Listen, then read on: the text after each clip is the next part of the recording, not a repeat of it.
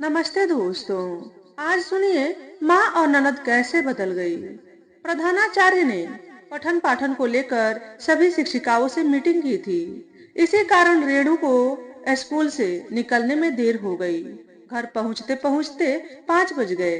जैसे ही वह घर में घुसी तो देखा कि उसके मोहल्ले की औरतों के साथ उसकी सास और नंदों की पंचायत चालू थी। उसने मन ही मन सोचा कि सिवाय इनके पास पंचायतबाजी और गपशप करने के कोई काम भी तो नहीं है। सारा दिन दूसरों के घरों की बुराई, एक दूसरे की चुगली और मोहल्ले की खबरों का नमक मिर्च लगाकर बखान करना, बस यही काम था उनका। कपड़े बदलकर हाथ मुंह धोकर वह वापस कमरे में आई तो उसकी नजर घड़ी पर पड़ी।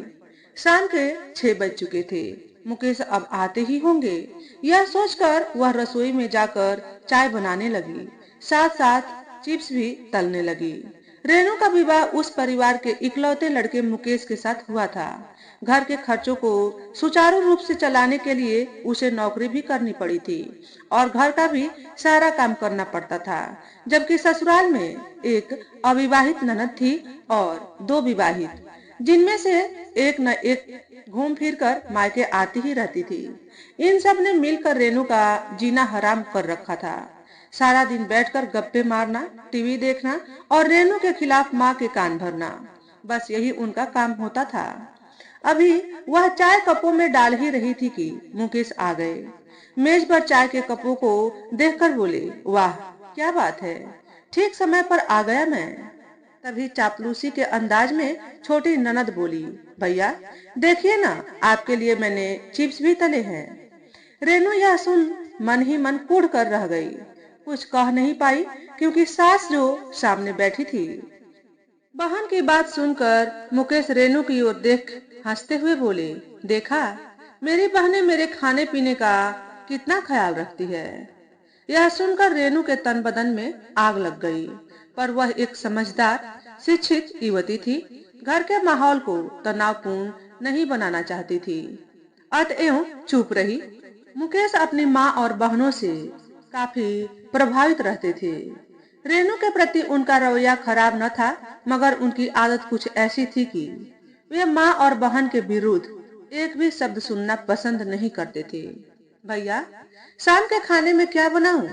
छोटी ननद बोली, ऐसा करो कि आलू के पराठे और मटर पनीर की सब्जी बना लो। मुकेश ने उत्तर दिया।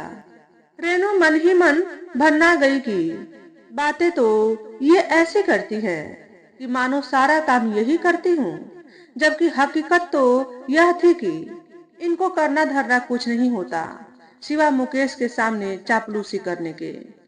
चाय पीकर रेणु कप प्लेटें उठाकर रसोई में आकर उन्हें साफ करने लगी, मगर किसी भी ननद से यह नहीं हुआ कि आखिर भाभी ऑफिस से थक हार कर आती है, उनकी जरा सी मदद ही कर दे। नंदों द्वारा उसके काम में छिंटाकंसी और नुक्ताचीनी करना प्रतिदिन का काम बन गया था। रेणु को अपमान का घूंट पीकर चुप रह जाना पड़ता था। मन ही मन सोचती कि माँ जी का बस चले तो दोनों विवाहिता बेटियों को बुलाकर यहीं रखे। उन्हें इस बात का एहसास ही नहीं कि इस महंगाई के जमाने में इस थोड़ी सी कमाई में अपना ही खर्च ठीक से नहीं चल पाता। ऊपर से नंदों का आना जाना जो लगा रहता सो अलग। पर इन सब बातों से उन्हें क्या मतलब। अगर कभी रेणु कुछ कहे भी तो वे कहती, मैं कौन सी तुम्हारी कमाई पर डाका डाल रही हूँ, मैं तो अपने बेटे की कमाई खर्च करती हूँ। आखिर वह मेरा बेटा है, उस पर मेरा अधिकार है। मुकेश तो इन मामलों में बोलते ही न थे, नहीं वे जानते थे। वे तो माँ के सामने हमेशा आज्ञाकारी बेटा बने रहते और माँ जी उनकी कमाई इसी तरह लुटाती रहती। रेणु ने रसोई में आकर प्रेशर कुकर में आलू चढ़ा दिए। तभी छोटी ननद आकर बोली, भाभी मैं भी सीरियल देखने जा रही हूँ, बाकी काम आप निपटा लेना। रेणु ने मन ही मन सोचा कि यह तो उन लोगों का रोज का काम है, बस भैया या फिर उसके मायके से कोई आ जाए तो दिखावे के लिए उसके इर्द गिर्द घूमती रहेंगी। खैर यह कोई एक दिन की समस्या नहीं है और उसने अपने विचारों को किनारे झटक कर एक चूल्हे पर सब्जी चढ़ा दी और दूसरे पर पराठे सेकने लगी। इधर उसने पराठे सेक कर खत्म किए कि सब लोग खाने बैठ गए। सबको परोसने खिलाने के बाद जो कुछ भी बचा उसे खाकर वह उठ गई। रात काफी देर तक बर्तन आदि साफ कर जब वह अपने कमरे में पहुंची तो मुकेश जाग ही रहे थे। वे कोई पत्रिका पढ़ने में तल्लीन थे। रेनू को देखकर बोले, आज तो तुमने काफी देर लगा दी। जल्दी जल्दी आ जाती तो घर के ये काम कौन करता। क्या घर में माँ और बहनें हाथ नहीं बटाती? पहले कभी हाथ बटाया है जो आज बटाए? रेनू ने उत्तर दिया। क्यों तुम हमेशा झूठ बात कहती हो? मेरे सामने तो वे सब तुम्हारी मदद करती रहती हैं। बस उतनी ही देर जितनी देर आप घर में रहते हैं। मुझे तो ऐसा नहीं लगता, मुकेश बोला। बात को आगे न बढ़ने देने के उद्देश्य से रेनू चुप रही। रेनू जब सुबह सोकर उठी तो देखा कि भोर की किरणें खिड़की के रास्ते कमरे में आहिस्ता आहिस्ता प्रवेश कर रही थी।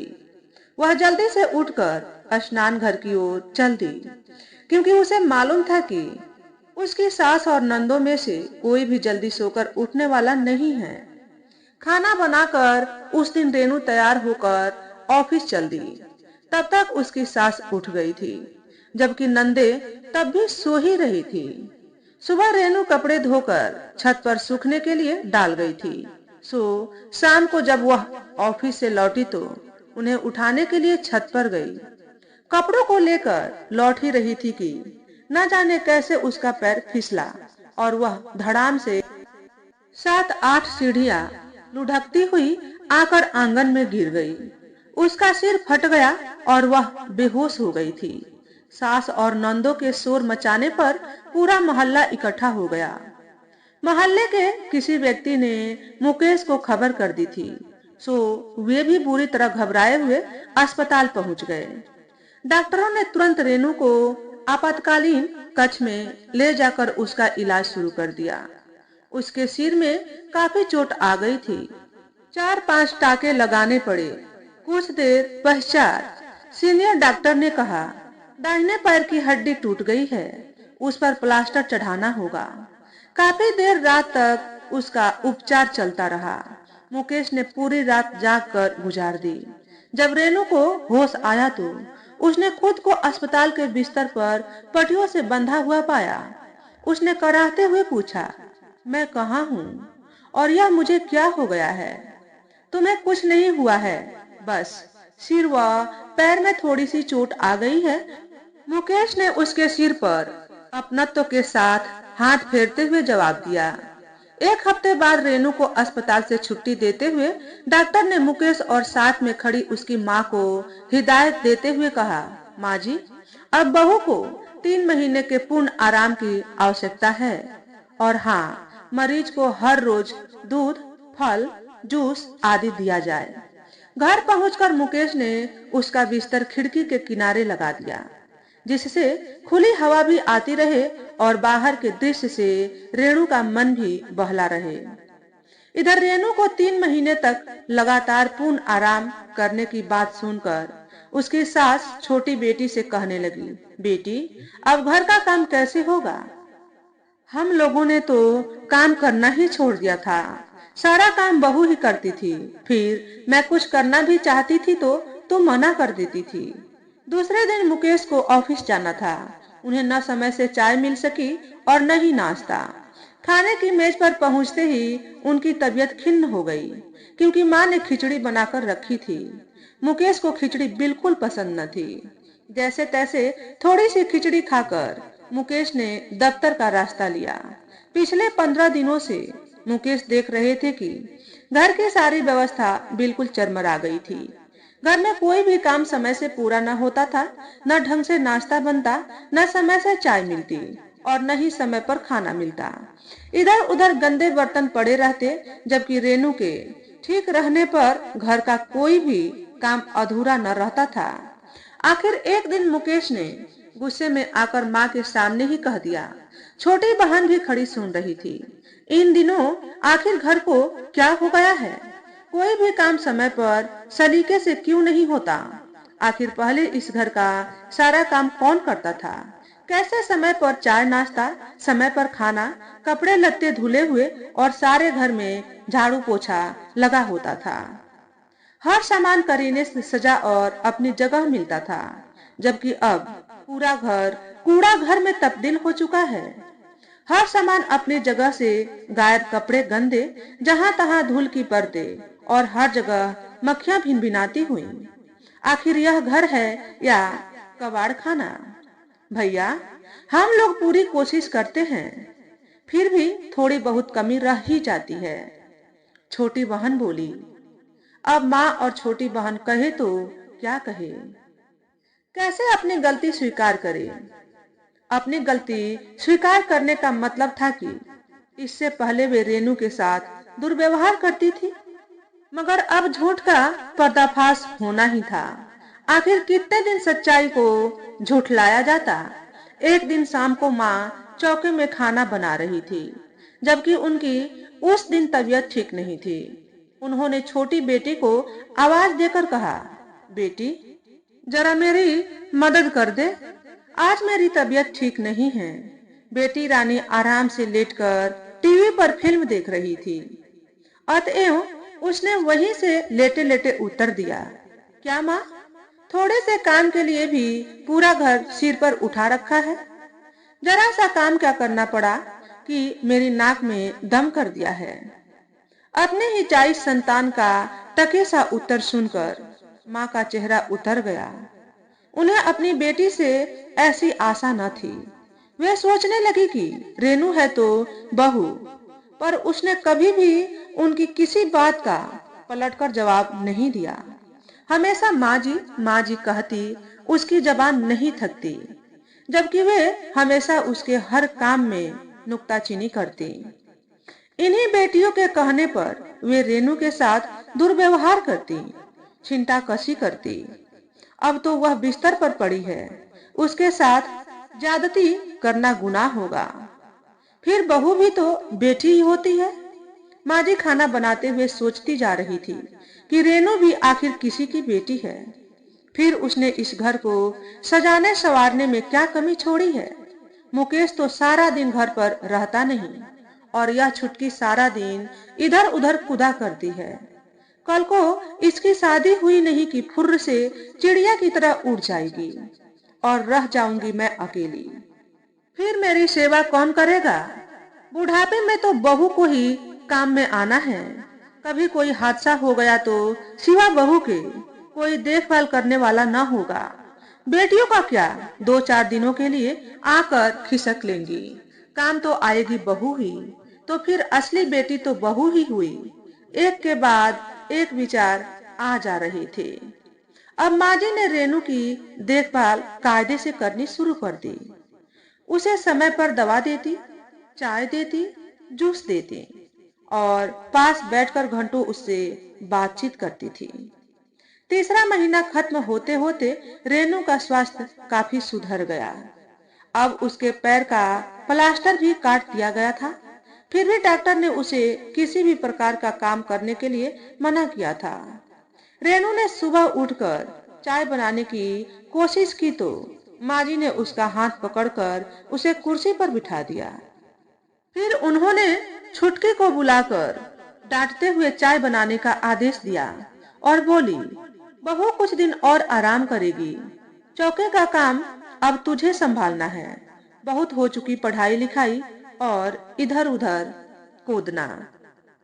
छुटकी ने तपाक से उत्तर दिया, माँ, जब मुझे कुछ बनाना ही नहीं आता तो कैसे करूंगी यह सब काम? तुझे अब सब कुछ सीखना होगा, नहीं तो कल को तू भी बड़की की तरह काम काज से बचने के लिए रोज ससुराल छोड़कर आ जाया करेगी। यह बहानेबाजी अब और नहीं चलने वाली। तुम सबके चक्कर में ही बहू की यह दशा हुई है। आखिर भाभी अगर सीढ़ियों से गिर पड़ी तो उसमें मेरा क्या दोष? छुटकी ने उत्तर दिया, क्या सारे घर के कपड़े सुखाना उठाना उसी का काम है? तुम अगर इतनी ही लायक होती तो यह हादसा ही न होता। माँ जी बोली। छुटकी हैरान परेशान थी कि आखिर माँ को यह क्या हो गया है जो वे एकदम से भाभी की तरफदारी में लग गई। आखिर भाभी ने ऐसी कौन सी घुट्टी पिला दी माँ को। शाम को खाने की मेज पर बड़ा ही खुशनुमा पारिवारिक माहौल था। सब खाने की मेज पर बैठे हुए थे। छुटकी सबको खाना परोस रही थी कि तभी मुकेश बोले, माँ, आज तो छुटकी बड़ी मेहनत कर रही है, तो कौन सा हम पर एहसान कर रही है। इसे पराए घर जाना है, यह सब इसे सीखना ही चाहिए। माँ जी का उत्तर सुनकर मुकेश और रेनू एक दूसरे की ओर देखकर अर्थपूर्ण ढंग से मुस्कुराए। रेनू समझ नहीं पा रही थी कि माँ और ननद इतनी जल्दी कैसे बदल गई। उधर माँ को रेनू की दुर्घटना से नसीहत के रूप में एक नई दृष्टि मिली थी। रेनू परिवार में परिवर्तन देखकर एक नए सवेरे का एहसास कर रही थी। तो दोस्तों, आज के वीडियो में बस इतना ही। अगर हमारे द्वारा बताई गई कहानी थोड़ी सी भी अच्छी लगी हो तो वीडियो को लाइक और शेयर करें। चैनल पर पहली बार आए हो तो चैनल को सब्सक्राइब करके बेल नोटिफिकेशन को ऑल पर सेट कर लें ताकि आपको ऐसे ही अच्छे अच्छे वीडियो देखने को मिले। हमेशा खुश रहें, हमेशा स्वस्थ रहें। वीडियो देखने के लिए आपका बहुत बहुत धन्यवाद।